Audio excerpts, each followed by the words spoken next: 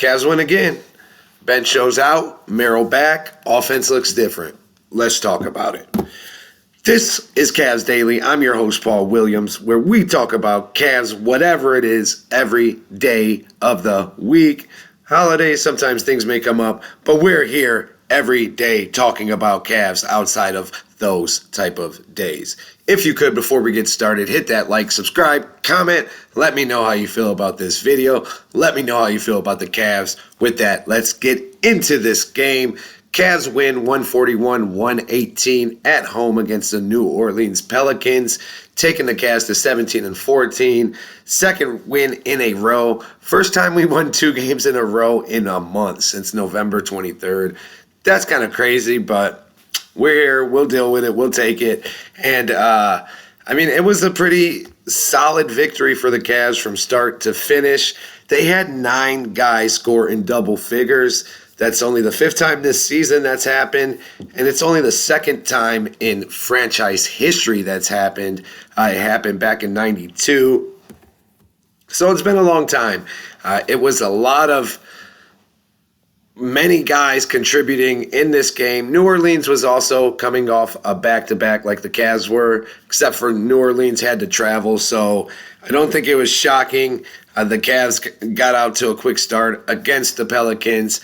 They led by double digits most of the first half. Saddiq Bey knocked down a 3 in the third quarter that brought the game to a 6-point game, 76-70, but the Cavs went on a 13-4 run, took back control from there, and pretty much coasted the rest of the way. Their offense for the second time in 2 games shot well over 50% from the field, shot over 40% from 3, and it looked good. There were numerous guys making big shots and making shots in general. There were tons of extra passes and great ball movement. It's really starting to slowly look like the Cavs of last year in some ways.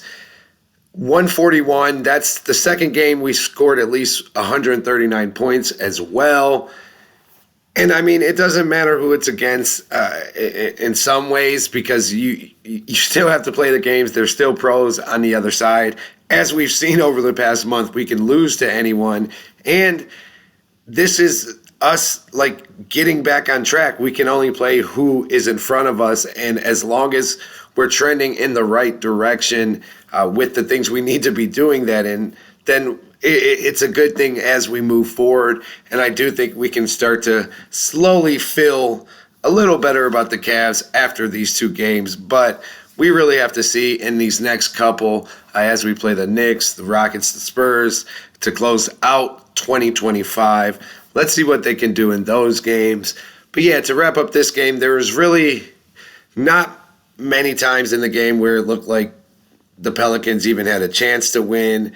The Cavs won by 23. That was their second biggest victory of the season. They got contributions up and down the roster, obviously, when 9 guys score in double figures. Donovan Mitchell led the way with 27. He had most of his damage in the second half, as he wasn't really coasting in the first half, but so many other guys were knocking down shots. He was just playing within the offense. Sam Merrill went for 22. We're going to talk about that very soon. Jalen Tyson bounced back after a few up and down games lately. He had 18 and 6. And Tomlin, just a funny stat, in only 4 minutes, still got a bucket, had a steal, and a block. Made his presence felt somehow in only 4 minutes of play. The Cavs bench, we're going to talk about it more, but they scored 57 points and really helped not just maintain whatever leads the Cavs starters built, but build on those leads and really at times they were the crew that was putting the game out of reach for the Pelicans. The defense, it was better tonight. It still wasn't nearly where we need to be. We still have a bit to go. The Pelicans shot 46% from the field, which isn't terrible for us, but we could still hold them a little lower. But 42% from 3, we can't have that. That's too high of a percentage. They only put up 26, but still, that's too much. We put up 49 three-pointers. we're going to knock them down at 41%, I guess. Let's do it, but that is a lot of three-pointers. Cavs won the rebounding battle for once, which is a great sign, and hopefully that can continue. 49-43. They did, again, get dominated in the free throw disparity. The Cavs only shot, I believe, 11 free throws compared to the Pelicans' 25, which, I mean, it didn't matter in this game, but that's still a trend that we don't love to see. Now, still kind of on this game, but also beyond this game, the Cavs bench looked really, really good tonight. And honestly, they've been playing pretty well of late. And even with guys in and out and the bench changing around a lot, we've been getting solid contributions for the most part from at least 3 or 4 guys that are going to be some of our main bench guys as we move forward. Guys like Jalen Tyson, obviously. Probably DeAndre Hunter looks like he's going to settle in back coming off the bench. Max Strus will probably end up starting, so Sam Merrill could be coming off the bench, or it could be Max Strus. And even guys like Craig Porter, Naquan Tomlin, and Thomas Bryant, who all are showing they deserve a look at times. Didn't even mention Lonzo Ball. We have a lot of depth on that bench, and when we get healthy, I still think I was really looking at our roster just a bit ago, and I still think we have like a scary, scary team. If we could just all be healthy and play to the level these guys are capable of, I'm telling you, this team can win a championship, and this bench will be a big part of it. I mean, all right, let's just say we end up starting Strus with the core 4 when everyone's healthy. That means we'd have Lonzo coming off the bench with Sam Merrill, DeAndre Hunter, Jalen Tyson, Naquan Tomlin, Larry Nance, Thomas Bryant, Dean Wade. I haven't even mentioned Dean Wade, who's been starting lately and been balling out. He had 11 and 5 and 4 assists in tonight's game against the Pelicans.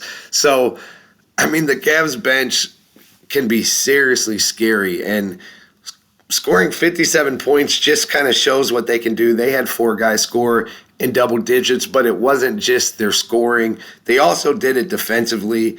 Listen to this. Hunter, 2 steals, 1 block. Tomlin, 1 steal, 1 block. Bryant, 2 blocks. Tyson, a block.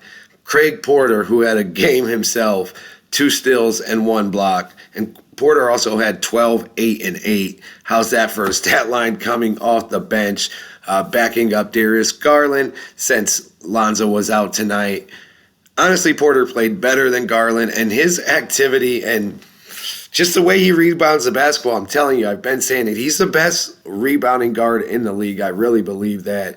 And so much of that is just effort and having the instinct also to be in the right spot at the right time. But, yeah, this Cavs bench can be special, and this can be the best bench in the NBA. If that's wrong, someone tell me a better bench than the guys I just laid out, because that could be pretty lethal. And even guys who weren't getting time off the bench the first month or two, like Thomas Bryant and Tomlin, but Bryant had 15 points tonight to go along with 7 rebounds, and he's been playing well every chance he's gotten over the past few weeks, especially with Evan Mobley out. So he may end up being a bench piece. Tomlin's, I mean, his energy will come in handy at times, even if he isn't one of our main guys off the bench. And yeah, this bench, if healthy, if we can have the bench intact because our starters are also healthy and intact, this can be the best bench in the league. And I'm excited to see them grow and be able to get used to really playing with the same guys more often and building on what they're already doing, like scoring 57 points and having 4 guys scoring double figures and 4 guys have at least 2 steals and blocks. That's pretty impressive. Keep balling out, bench squad. We see you. Sam Merrill, we also see you, dog, for sure. I knew it, even though in the previous game, his first game back after missing 14 games, he didn't shoot the ball well. He only had 4 points. He didn't make a 3-pointer. So it's not like he came in and had a huge impact in the box score. But if you watch a game, the Cavs offense is just different when Sam Merrill's out there. His fluidity, the way he continues to move without the basketball, and the threat he is shooting the basketball and putting it on the floor, it just really does open up so many things, and it showed again tonight. And I really think scoring 139 to 141, shooting 40% from three on stupid high volume, shooting over 50% from the field, and that's without numerous guys in the lineup, but the needed guys for now in the lineup, especially when it comes to just the flow of the offense. And it shows, like, if we have the right pieces out there and enough of our main pieces out there, which aren't just the core four, the Cavs offense can still be lethal, even if we are missing a few guys here or there. And I just think it's been evident all season. Sam Merrill is such a huge piece of that. I think he's like untouchable, not in the way that he's like a future MVP, but just because he's so important to this Cavs offense, and he can play solid defense, solid enough where he's not getting picked on all the time and attacked from the other team's offense.